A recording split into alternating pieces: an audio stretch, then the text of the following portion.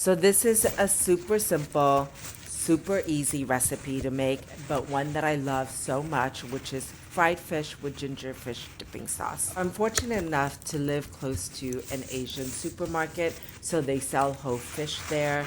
I actually like using whole red snapper, but you can do a whole branzino or a whole fish that's small to medium in size. Want to pat dry the fish inside and out with a paper towel just so that it's nice and dry when it comes time for you to fry it. That way the fish will be super crispy. Make sure to cut slits like so on both sides, and you're going to season the fish with kosher salt and black pepper. Make sure to season the inside of the fish as well.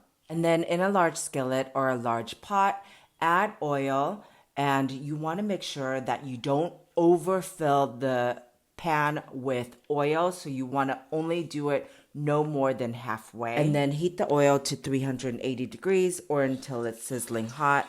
Then put the fish in and fry for 15 minutes, flipping it halfway through. As you can see, the pot that I'm using isn't long enough to fill the fish, so I'm just going to fry them half at a time.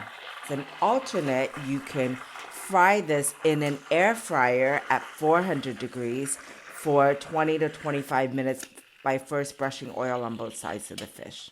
A pretty ugly looking guy, but boy, is this so tasty. So I like to use paper towel just to remove the excess oil.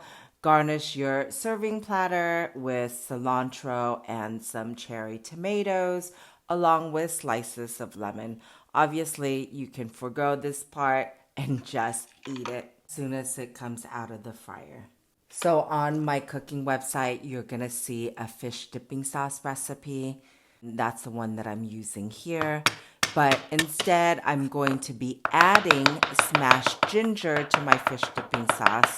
You can add as much ginger as you want. I love ginger with the fish dipping sauce and this fish, so I'm doing quite a bit. It is such a simple dish, but wow, it is so incredibly tasty and one that I could literally eat every single day. And I can eat this entire fish by myself, if not two of them.